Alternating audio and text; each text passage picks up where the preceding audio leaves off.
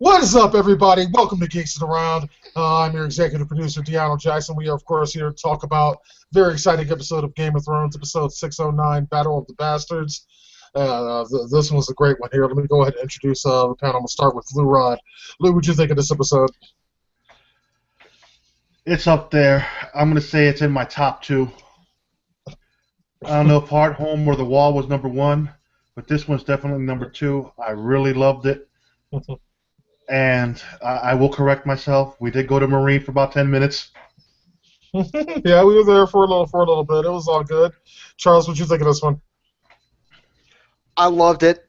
I would count this among my all-time favorite episodes of the entire series. I don't have any top list or anything like that. All I'm going to say is that it was without a doubt one of my all-time favorite episodes.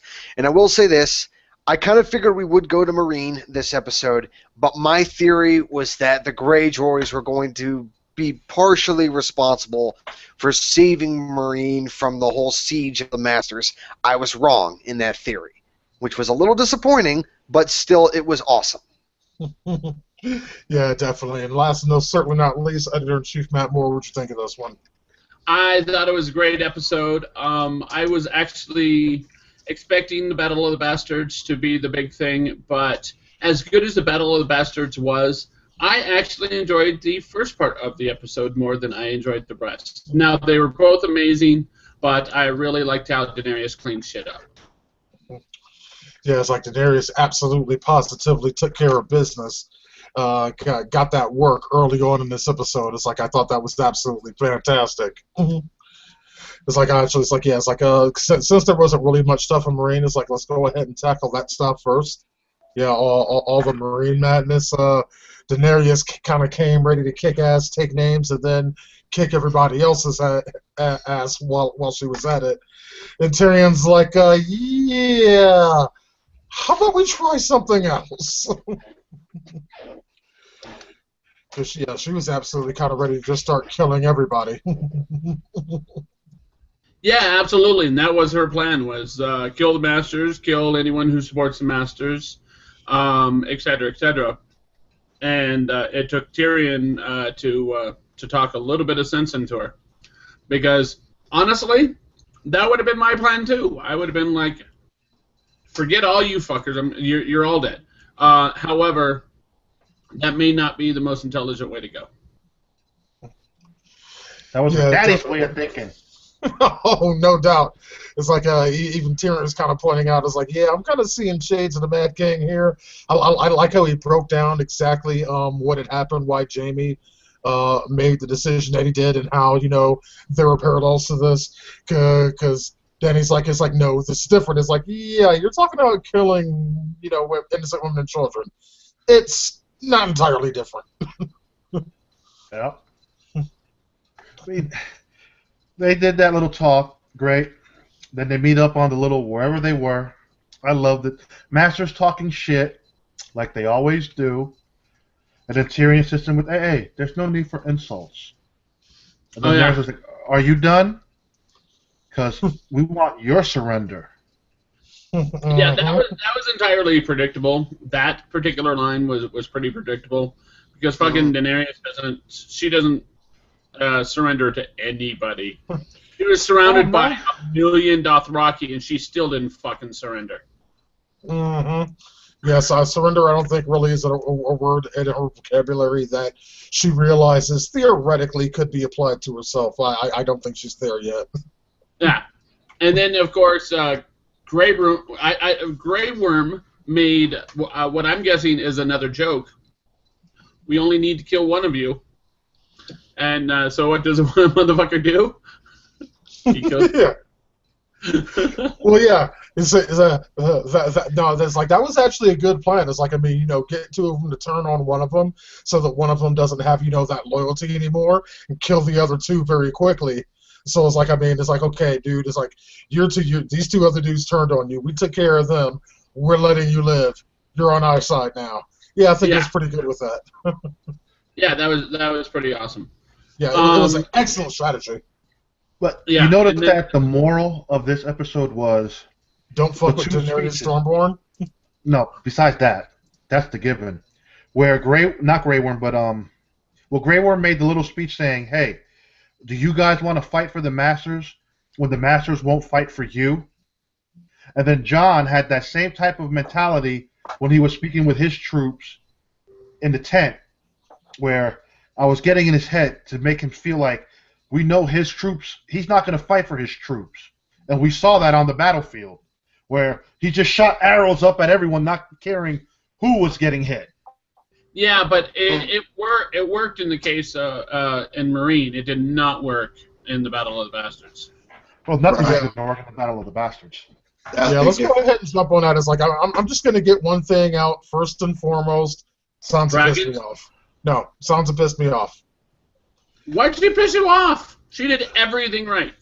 No. Okay, I'm going to have to go ahead and disagree with you on that. It's like she's all going, it's like, yeah, we need more men. We need more men. It's like, right. How about this is a conversation? Okay, brother, peep game. I sent a letter out to Littlefinger or whatnot.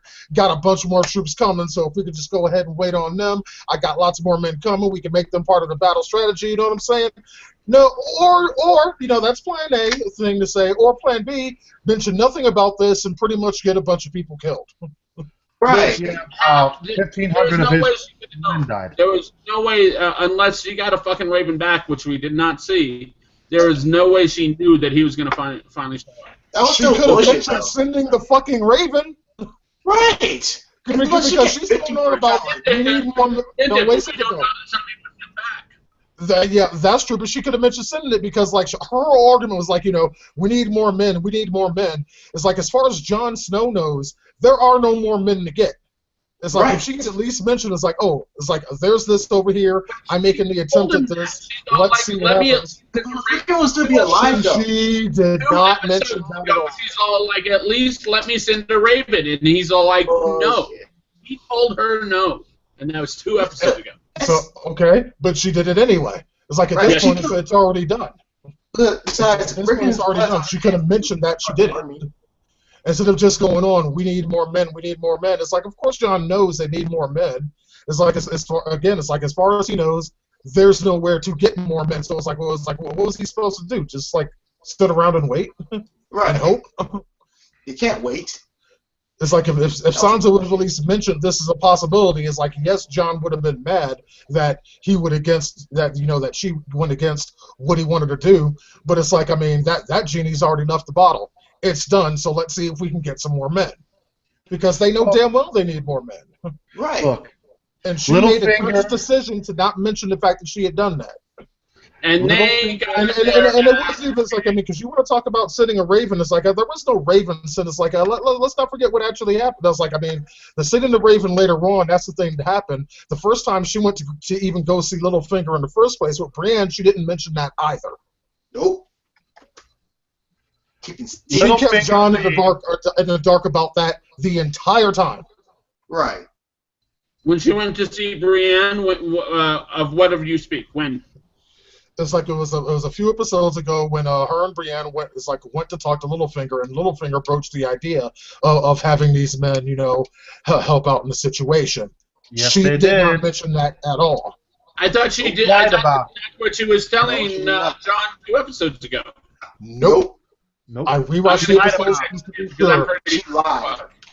You can check it. It's like I literally just got done rewatching 3 of those episodes. Yeah, I believe she did not mention anything. She spoke. At all. She spoke with Littlefinger. Littlefinger brought up the Blackfish. Mm-hmm. And then she speaks with Jon, saying, I heard through the grapevine that we can get the Tullys to help us.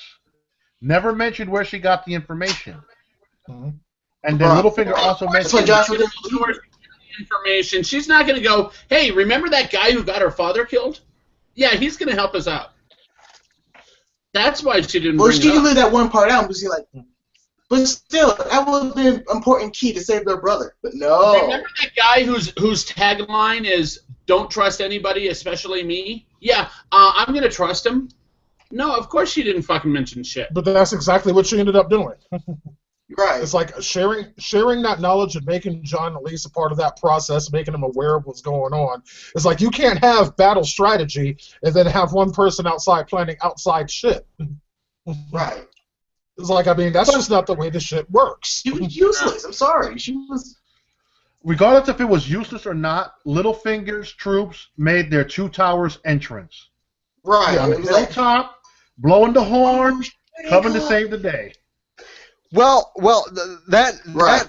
it did make me think of Lord of the Rings. However, it wasn't Two Towers that I thought of. It was that final battle in Return of the... Well, it wasn't the final battle. It was the second to final battle in Return of the King. The White attack on Minas Castle? Tirith. Yeah, the White Minas Tirith. That's what that castle's called. But anyway, that's what the battle it reminded me of. I was like, you know what? Something like No. Lord of the Rings is gonna fucking happen, and then boom, it happened. No. And It was I more mean, of the I Two Towers. wasn't disappointed. More than Okay, Two well, Towers. it's been a long time since I've seen that. Look, here you go. Here's the breakdown. John looking over to the hill, sees the troops coming down. That's just like Aragorn and Legolas looking up to see Gandalf on the 6th day of the fucking third moon and all that other bullshit they did. Okay. the troops coming down. In reference to Game of Thrones, who is Gandalf in this situation? Is it Littlefinger or is it Sansa? Or is it neither? Who knows? Littlefinger. I can't be in this conversation. Uh. I've never actually watched the entire Lord of the Rings series. I have no Oh, idea what man. you're talking about. Oh, dude. I have watched the entire Lord of the Rings series. I've read the entire Lord of the Rings series multiple times. I'm still not in this bullshit conversation because it's not the same. It's not the same, really. Oh, you guys just don't notice the reference. Yes, Oh, yes. what? It looks like me and Lou are Calgary? going to Of someone notice coming it. in and at the last moment? Hey, wait a second. Literally what the Calvary is named after? And has its- Matt, that has 200 never been done before until Lord of the Rings. So obviously, That's anything what the else that Calvary uses a Calvary, yeah, and they got the entire concept of being a Calvary from Lord of the Rings. Matt, obviously, that's their point. Obviously, it's like two viewers out there. I'm just stoking the fires. I have no, I don't know, and I don't fucking care. I'm being sarcastic. I would have but- figured you but had I'm watched just Lord of the Rings. Every Well, it's like- hangout that I've watched I referenced tried. that particular scene to Lord of the Rings. No, I don't. Yes. No, that's just it. Is that maybe they have the same? Maybe they're referencing the same thing, but that doesn't mean that one's referencing the other. It's like fucking. I wouldn't go as. What I was saying is that it wasn't exactly being a direct reference to Lord of the Rings, but it was there was similarities between what happened in the episode of Game of Thrones and that particular battle in Lord of the Rings. Now, whether or not it's a reference and they're doing a nod to it, I don't know. I can't say in any direction. All I'm saying is that there are similarities, and that it could have been intentional or it could have been unintentional. Either I can't say either direction. All I'm saying there is was no Not direct story reference to it. It was more of a look-alike. nod. It was a medieval battle, and like a battle in some sort of medieval realm. This is like, I mean, I'm surprised that every battle in Game of Thrones doesn't get reference to Lord of the Rings. Oh wait, it actually does.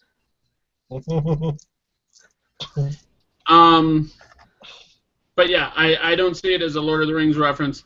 I see it as just a maybe you need to watch more medieval battle stuff. Watch Excalibur a couple times. I've already seen that. Excalibur totally ripped off Lord of the Rings. Totally Here we ripped off. go. Okay, all right, we're moving on. It's like, let me get back to Sansa for a second, because it's like, as pissed off as I was with her for the thing I already talked about, it's like the smartest thing that she did in the episode to me was the fact that she realized from the outset, yeah, Rickon is fucking dead. He's going to fucking die. That's just pretty point blank. That's just it. Is I see that as the second smartest thing that was going on here. The first smartest thing kind of wrapped around that, and that was the idea that she knew not only that Jon Snow was going to get his fucking royal ass whipped, but why? Because he knew Ramsay Snow or Ramsay Bolton, and that Ramsay Bolton would be playing mind games, and Ramsay Bolton just fucking was smarter than Jon Snow. She didn't say it that way, but Yeah. Ramsay Bolton was absolutely 3 times smarter than Jon Snow, and Jon Snow is not Okay. a dummy. All right, no, okay. I'm not going to go so far as to say smarter than. He is more comfortable with manipulating people on the account of being a psychopath, and he has much more experience doing it. So it's like, yes, like, I mean, I agree. Sansa was right about that bit as well. It's like that she would, that he would, Ramsay get in Jon's head in this manner, and that's exactly what happened. But I have a question though. Where I'm going with that though is not before the battle, not after the battle, but during the battle, the actual battle strategy itself, which was not about that necessarily, except for the arrows, was brilliant. I mean, they banked on their numbers, killed a bunch of their own fucking people, and then surrounded them, basically made a fucking 300 type of shield wall. It's a different type of shield, but the same idea around those fuckers, and just started. It actually came from the Roman War. Yeah, it's a Roman War, but I agree with this. Like, I mean, the battle strategy was a lot more brilliant. It's like Jon Snow allowed Ramsay to get inside his head. He acted based off emotion, and honestly, it's like if it wasn't for the cavalry coming to save the day, every single one of them would have been killed. And wasn't it nice to see Melinda May in this episode? It was awesome. But I'm not going there. I don't want Melinda coming after me for referring to her as the cavalry. All right, goddammit, Isaiah, what? Okay, don't have to yell. Anyways, seeing one of his brothers die in front of him brought back some guilt for Rob's death. Nope. Yeah. No, it didn't. It's like you're reading his mind. I know, right? He wasn't there, Isaiah, so why should he feel guilty about Rob being killed? Rob was killed over his own stupidity. Look, Rickon because he wasn't there. He wasn't there to help Rob. Wait a second. Wait a second. Let Izzy make his point. There is no point. Well, because Johnson always felt that kind of guilt because he wasn't there to help Rob out or his mother because they were ambushed and killed by the Boltons. Now I've seen the Boltons kill one of his family members again in front of his eyes. Like it brought back some guilt. Isaiah, they were killed by the Freys, not the Boltons. The Boltons were just in the house. But who actually did the killing though? Who did the blow? Who did the killing was the fucking Freys. The Boltons didn't stab anybody. Caitlyn is not Jon's mother. And Jon was in the fucking Black Castle, or Castle Black. But you're missing that point because he wasn't there. Why would he feel guilty about Rob's death? Wait a second. Okay. Wait. It's like I think you all are kind of resisting Isaiah's point because it's Isaiah that's making it, which is understandable because it's Isaiah. I kind of see where he's going with this. It's like because yes, he wasn't there, but it's like but if he could have been there, it's like I mean he could have prevented because if you guys remember way back then, it's like I mean he had a reaction to hearing about his brother's death. It's like he was prepared to leave Castle Black at that moment and go kill some people and had to be stopped from doing so. So it's like I mean there was him feeling some kind of way about that. But to more answer Isaiah's question, I was like I honestly don't think there was any harken back guilt to that. I mean that was a while ago. That was dead and over. But it's like I mean he was determined to try to save Rickon. Despite what Sansa knew would happen, and to see that fail right in front of him, he was solely focused on that. I don't think thinking back to Rob's death had anything to do with it. Zigzag, bitch! Well, he couldn't zigzag because he was playing my game. He was kind of fucked up. Kid. Come on, man. He was playing every kid has played tag. Even if Matt, even if Rickon had zigzagged when he was running across the field, I guarantee you Ramsay is a talented enough marksman to be able to hit him even when he is zigzagging. Yeah, Ramsay would have. There's no chance in hell Rickon would. If he were doing a predictable he was dead, pattern, then it is possible. If he were doing a predictable pattern, then it is possible. Yes. But again, Ramsay was playing. Rickon was a scared, terrified 12-year-old. Matt, you're gonna have to. Going to cut him some slack on this one. It's like because I've seen that argument online over the course of the past couple of days, and it's really not fair. I'm gonna ask this question: remember the one arrow that Ramsey shot and Rickon broke with his foot running? Yeah. You think that arrow slowed him down just enough for him to not make it to John fast enough? No. It wasn't really clear, though. That didn't have anything to do with it. It's like Ramsey knew exactly what he was doing. He was missing on purpose. Well, Like, we know he was clearly missing on on purpose. I saw that. He was toying with them at first. Oh, oops, I missed. Oh, got him. He didn't give a fuck. Because then why show him break that arrow? I think that arrow Yeah. was the focus reason for him to get killed. I think they showed that arrow specifically to show how close that that Ramsey was got getting. this time? Yeah. Yeah. Could be that way too. And that was the He arrow. did, He literally wasn't even aiming. He was literally like, Yeah, Oh. yeah, actively Right. looking away. He's doing hawk motion.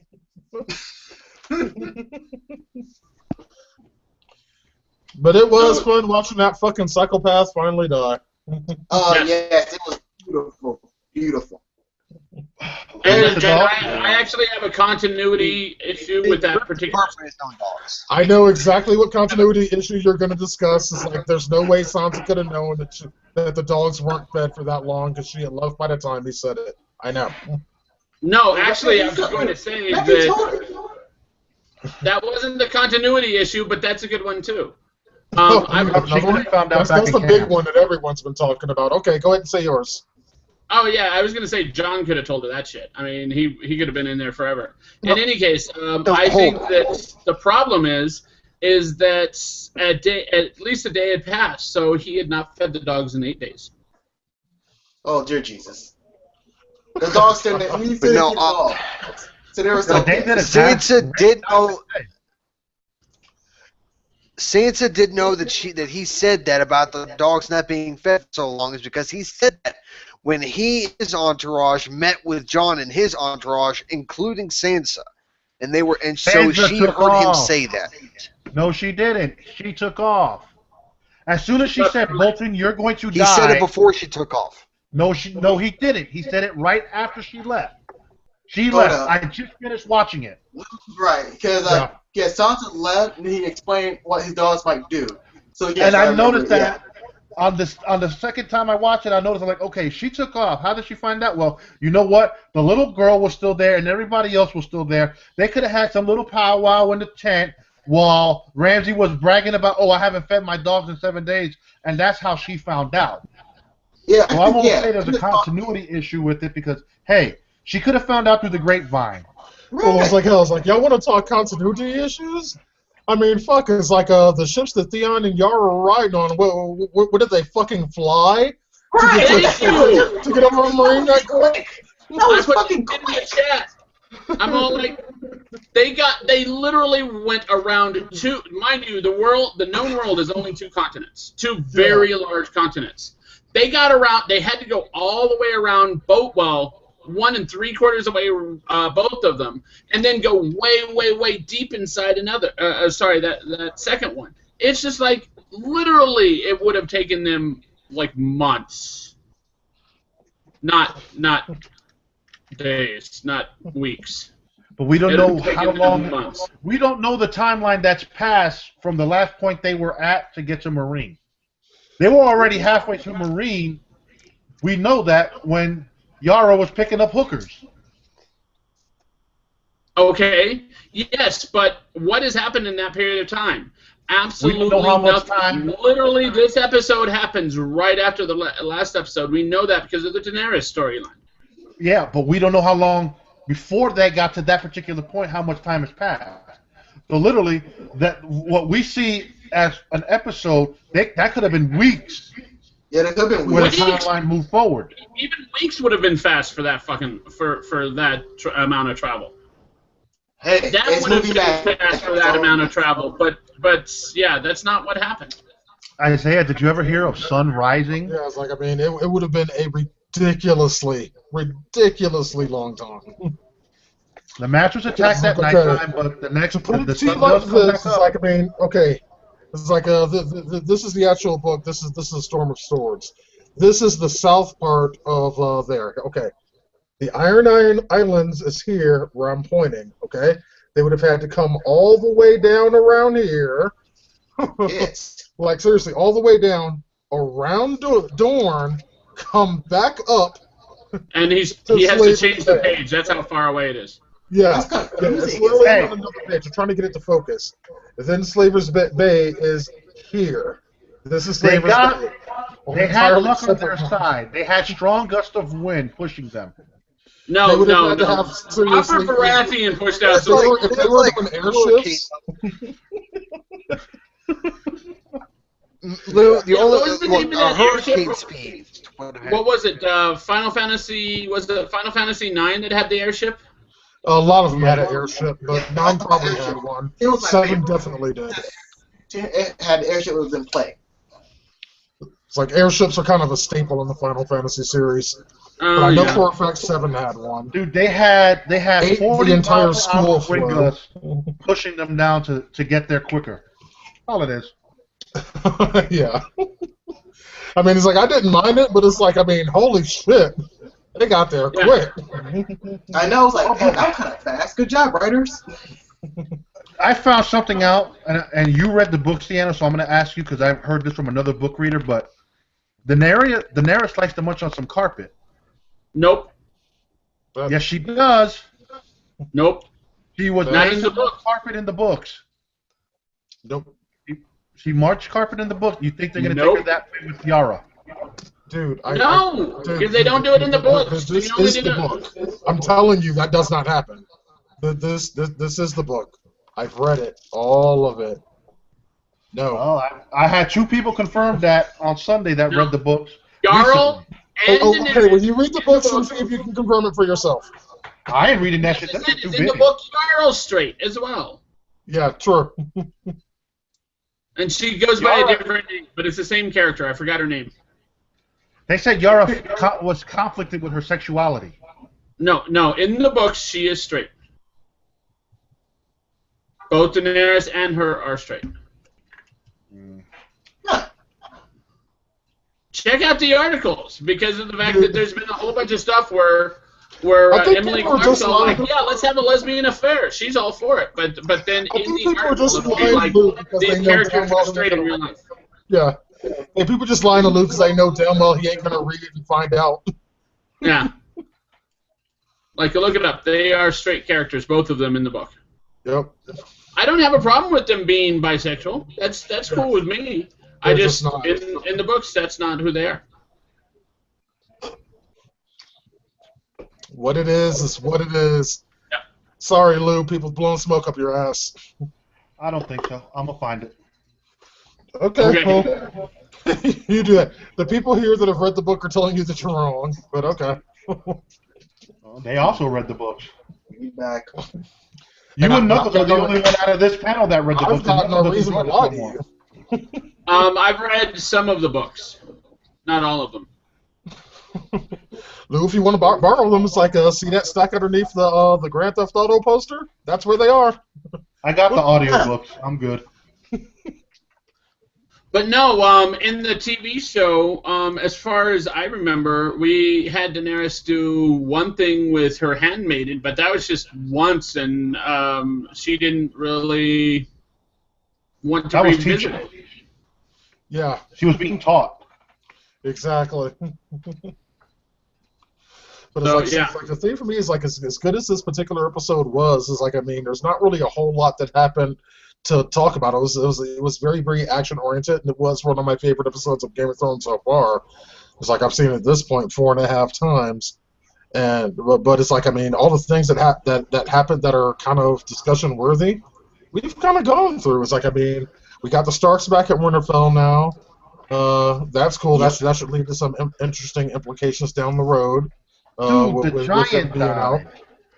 Yeah. Boy, the fucking Ramsay, man. Ramsay killed him. It was like, man, that's a bitch move.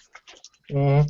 Oh, Ramsay got what was coming to his ass, though, and then some. He got beat like a little I bitch. was so happy to see the very last scene, the very, very last thing that happened in the episode. Mm-hmm. Made me very, very happy. And that was Sansa smiling. Mm-hmm. Right. Like, yeah, because, like, I mean, out of like it's like almost all the characters in Game of Thrones is there like any like one character that's been like because it's like I like Sansa as a character, but it's like I mean she's been fucked over more times after more times after more times. This is really the first actual empowering moment she's gotten to have in this episode. Theon's had it worse. He's had it bad, but he hasn't had it as bad for as long as like I mean he went through some shit, but it's like I mean to be fair, Matt, Theon is like I'm not gonna say he deserved what happened to him, but he sure as hell tried to earn it. Dude, but he if was you a lose your he's not a dick cock, anymore. Yeah. It's almost like he's absent. Said the things that come with his dick. Almost. if you lose your cock, you've had it worse than everybody. I don't care. Yeah, but Sansa, she was tortured and beat and everything else like that. So Yeah. Who isn't tortured in this world? Ramsay lost a finger, lost a dick, and was basically a dog. Mm-hmm. Yeah, but Yeah. I mean, Ramsay? like I said, remember, he didn't. she was with Joffrey for a long period of time, and then she went to Ramsay. Theon but see, had that some was her comeuppance own for coming for stupidity. the shit he did. He had some sort of comeuppance going. It's Yes, like I let's agree. not I'm not forget gonna that take that Theon was away. like some sort of innocent little, just prancy, like going through the woods, being all honorable and whatnot. No, Theon was a dick, and then he got his dick removed. But Sansa, she was innocent throughout the whole situation. She was innocent, but then she got tortured and beat by all these other assholes. It's like, wow, that's fucked up. But Sansa had to date both Joffrey and Ramsay. That's fucked up shit. Like 4, he wasn't. She didn't say, "Oh, willingly." She was forced to do that shit. Well, wasn't Joffrey, she was too stupid to realize what he was before things got going, and then by the time she did, she was stuck. She's And then smarter now. and then she goes from that to go like immediately into the situation with Ramsay Bolton, which absolutely was not her fault. It's like I mean the bottom line is here, as far as Sansa's concerned, is like she's been under the thumb of like various men. It's like for pretty much since Game of Thrones started, and this is the first time it's like where she's really been, where she's really had a proud moment. It's like she deserves some kind of fucking vengeance. Is basically what I'm getting at, and I was happy to see her get some. Did anybody have a problem with Ghost not being in the episode? Wait, what? Ghost was nowhere to be found in this episode. He was literally Ghost. I would have been. I like guess the the fact CG that budget only stretched so far. I would have liked Ghost to have been the one where Ramsay was locked up and Ghost attacked him, but I'll take the fact that Ramsay's own dogs ate him. Yeah, that's pretty much irony behind it. It's irony. My dogs are loyal. They won't attack me. But They you take didn't your feed them. blood, bitch. They hungry. All right, what were you saying, Matt? I forgot. Sorry, man. No. Oh, I was gonna say Sansa is probably going to be as strong a woman, if not stronger, than her mom was. Yeah, I say she'll be stronger. Her mom was kind of a badass bitch, and I mean that in a very good way. Mm-hmm. Like Sansa going out there on the battlefield with everybody else, like I can see like by the end of the season, her wielding a sword and chopping some motherfuckers' heads off herself. By the end, I realize we're at the end of the season. It's literally on Sunday. I didn't mean season. I meant show, which is Okay. I was about to say it's like somehow I doubt that's going to be in a part of the season finale. I don't. Maybe not. I mean, we know what Littlefinger wants. Littlefinger wants her marriage. I think that's what he's going to propose to her next week. Because he fell over her mother. He fell over her mother. Or Sansa can have a daughter, and Littlefinger will go after that one too. Oh God. You do seem to be just going down the line. I mean, He just wants to marry any one of Caitlyn's kids. Apparently. Yeah. As long as they were the girls, he wanted to If I marry can't one have of them. Caitlyn, I'll fuck her daughter. Close enough. But yeah, it was nice seeing him kind of being doing something nice. I think the best part of him in this episode was the fact that he didn't talk. Yeah, I did like that part. Yeah, he Oh, was he sitting did there next smile. to Santa, like smiling, but he didn't say a goddamn word, and that was the best part about Agreed. him. It wasn't allowed in the budget. Yeah, exactly. But see, now next week we got Cersei's boring shit because I can't wait for that to finally be over. Woohoo! Yeah. The question is, does she light the whole city on fire, or is there something else she's going to pull out of her sleeves? What do you think? If it's Cersei, she lights the fucking city on fire because she's that conniving. That's just it. Is I could see her setting if she sets the city on fire, then obviously key members are going to be able to escape. The reason being is because obviously they're not going to kill her. They're not going to well, they might kill her, but they're not going to kill Jaime. They're not going to kill Marjorie. They're probably not going to kill Tommen. Yeah, probably not. Like there is a list of people who we're going to see next season no matter what. Well, I heard an interesting theory. What if we get a Red Wedding type scenario next week with Jaime, where the Freys are now, they feel, oh, we got this kind of power. Let's take out Jaime, and then we only have to deal with one more Lannister, and we conquered the Lannisters. That's just it. Is I don't think they can get rid of Jaime without getting rid of Cersei. The reason being is because Cersei is, I guess, no, I'm going to take it back. I was going to say Cersei doesn't have any power without Jaime, but that's no longer the case with the Mountain. Uh-huh. Like, really, she was the brains and he was the brawn, but now she's got other brawn, so I take it back. Yeah, she's still the dimwit brain, and she's got Frankenstein. Yeah. Yeah. Basically, it's about the size of it. And let's be real, Jaime ain't never going to be in combat again. He can only lead an army.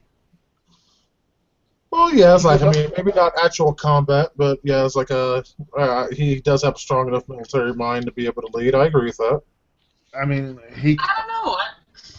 Anybody who is half-witted with a sword will take him down since he's left-handed now. That's just it. Is fucking what's his face? The cool guy whose name I'm forgetting right now. The cool guy mercenary. Bronn? Huh? Yeah, Bronn. Bronn. Thank you. I think he taught him well enough to stand on his own in most battles, just not like battles with the other champions. He taught him well enough to stand on his own, like in a bar fight or something like that. It's like in a duel with like an actual experienced person. We kind of saw that last season like a in massive Dorne. situation. Yeah, it's like his skills just aren't going to be good enough. It's like, I mean, because it's like he trained him up so at least he's like not like a fucking infant with a toy fish in a fight, but he's nowhere near the fighter he once was. Like, I mean. He remember it was like when the first season when he pretty much fought circles around Rob Stark, not Rob, Ned Stark. I thought that was a pretty fair fight until Ned got stabbed in the Achilles by the dipshit soldier. Yeah. But it's like even things like that, it's like wouldn't be able to happen anymore. It's simply Jaime's not that good. Mm-hmm. Yeah. And I think. I mean, I'm sure he kicked my ass, but. And he was struggling against Brienne. Mm-hmm. Granted, his arms were tied, but still, Yeah. he had two hands on the sword, and he was struggling against Brienne. What is he going to use the excuse with? Oh, I was weak. I was malnourished. All right. Yeah, basically. It's like one more thing I'm going to discuss is like Isaiah kind of brought this up a little bit before he left out. It's like there is a little fan theory going around right now based on one of the last things that Ramsay Bolton said to Sansa. I'm gonna just put it out there. It's like, do you guys think that there is a possibility that Sansa is pregnant with Ramsay's child? It is a possibility, but there's no way she'd keep it. Were abortions a thing back then? Is that like a possibility? I honestly don't know how that works in this universe is like, do pregnant women get abortions in this world? It could be, there's actually a joke. I want to get an abortion 18 years later. Like, that, she could pull that shit. The baby could be born and she'd be like, fucking kill this fucker. Well, I wouldn't say that. Okay. Yeah, okay, that could happen. Well, to DeAno's question about if there's abortions or not back then, I just recently came across something that happened, maybe not in medieval times, but it could have been a tradition that had been passed down throughout centuries until the Victorian era. It's something called a cut wife. Okay, it's like I kind of, it's like, I mean, I can see to your explanation, but it's like I kind of misspoke when I said back then. It's like, I mean, it's not like we're talking about a historical fucking drama here. Yeah, right. I was more referring to, like, in this universe, because I'm sure that back then, like, in real life medieval times, there weren't fucking dragons and, motherfuckers being brought back to life by red bitches. So, obviously, it's like there could be dragons back then. Off a little bit. Do this here. Pixar didn't happen, Charles. We know that in the books, Rob's wife wasn't at the red wedding. That they sent her somewhere else, and she was pregnant with Rob Kid, and they gave her some type of fucked up tea that killed the baby. Oh, what, that milk of the poppy shit? I don't know if it was milk. It was some flour. It might have been milk of the poppy or something else. But she lost her baby because she drank that shit. They forced her to drink it. Okay. Oh, that sounds kind of. So Sandra could do the same thing if she's pregnant, but I don't think she's pregnant. I think more of when Ramsey was saying she picked up on Ramsey's fucked up mind games. But she learned to think from Ramsey. I don't see her being pregnant. I mean, I don't think they'll punish her anymore. She's been with him for like some time now. He's been raping her for some time now, so anything is possible. Anything is truly possible. As far as we know, she was only raped once. No, he got in there a few times. He got it a few times. She kind of mentioned it every night that he would come into the room. But if anybody would have been pregnant, it should have been his homegirl that he was tapping way before Sansa. And she wasn't even pregnant. So for all we know, Ramsey could be shooting blanks. Hey, that's true.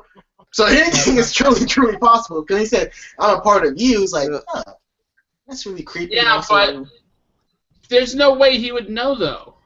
Yeah. They don't have pregnancy tests.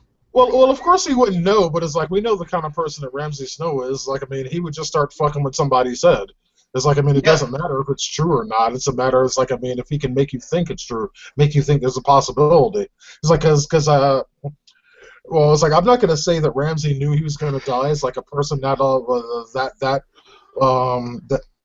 person, a megalomaniac of that level does not concede the fact that there could be possibly be in a situation where they could lose.